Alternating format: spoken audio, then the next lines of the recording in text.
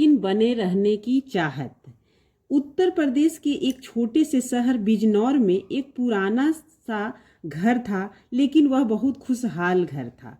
श्रीधर निवास। इस घर में रहते थे राम किशोर, उनके दो बेटे अविनाश और राहुल, और उनकी पत्नियां सरिता बड़ी बहू थी और नीलिमा छोटी बहू। सरिता और नीलिमा दोनों ही सास बन चुकी थी और अब घर की बड़ी बड़ी जिम्मेदारियां संभाल रही थी। बाहर से सब कुछ सामान्य था, जैसे सभी घरों में होता है, लेकिन इस घर के अंदर चल रहा था एक अदृश्य संग्राम, दो सासों के बीच का। सरिता जो थी वो परंपरा की सख्त रखवाली करने वाली औरत थी। सरिता बड़ी बहू होने के नाते खुद को घर की मालकिन मानती थी।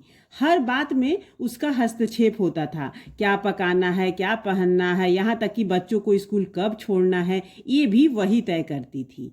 उनका मानना था कि वह घर को संभाल रही है, पर असल में वह सब पर अधिकार जमाना चाहती थी। नीलिमा जो थी वह पढ़ी लिखी समझदार, लेकिन बेचारी बड़ी चुप चुप रहती थी। दूसरी ओर नीलिमा थी एक शांत पढ़ी लिखी समझदार महिला जो कम बोलती थी, लेकिन हर बात को बहुत ध्यान से देखती और समझती थी। वो भी तो सास बन चुकी थी। उसने कभी घर के मामलों में दखल नहीं दिया, लेकिन धीरे धीरे वह समझ रही थी कि सरिता उसकी सास नहीं, एक प्रतिद्वंदी की तरह व्यवहार करती है।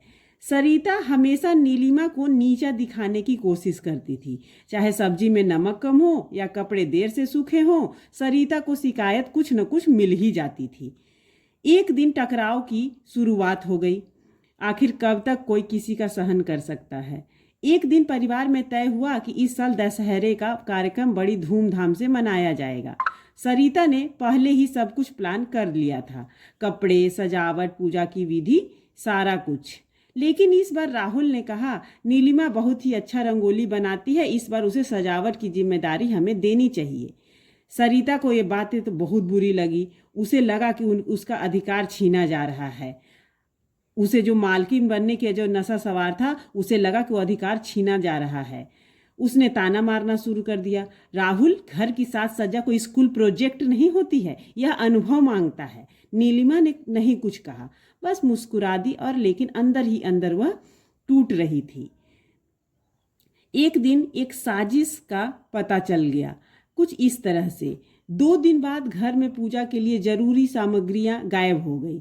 सरिता ने तुरंत सबके सामने ऐसा कहना शुरू कर दिया कि मुझे पूरा यकीन है कि नीलिमा की ही लापरवाही है। जब से इसे जिम्मेदारी दी है सब गड़बड़ हो रहा है। नीलिमा कुछ बोलने ही वाली थी कि अविनाश ने कहा, रहने दो नीलिमा, रहने दो, इन बातों का कोई मतलब नहीं है, पूजा का क्या है, अगले साल हम देख लेंगे।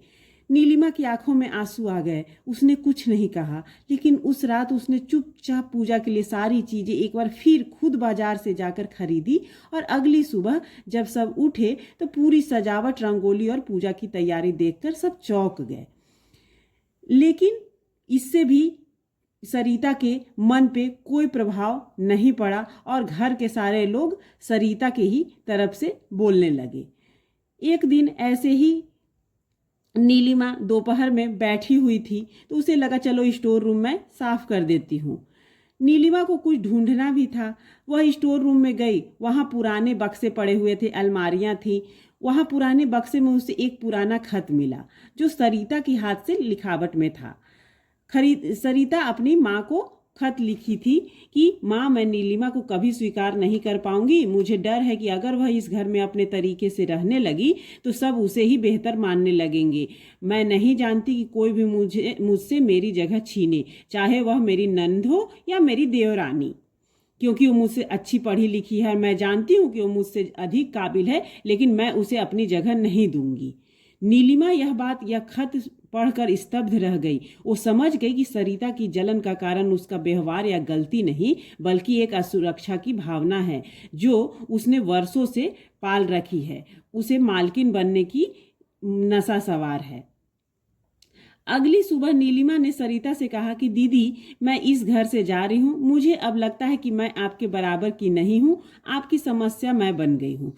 सरिता चौंक गई। उन्होंने कुछ कहना चाहा लेकिन शब्द नहीं मिले।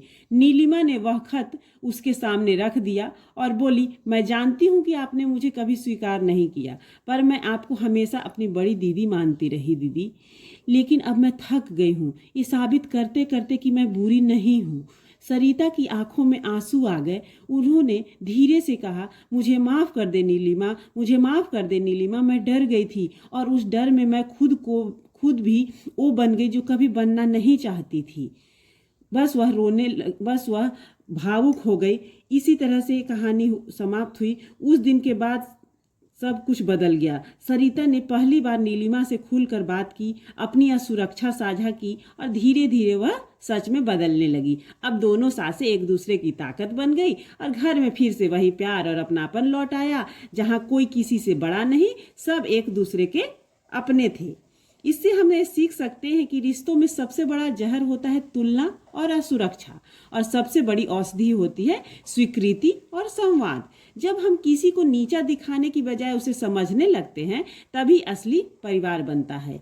यह कहानी आपको अच्छी लगी हो तो चैनल को जरूर सब्सक्राइब करें और एक लाइक करें, और कमेंट सेक्शन में जाके आप अपने सुझाव मुझे जरूर दें, मुझे बहुत अच्छा लगेगा। तब तक के लिए राधे कृष्ण।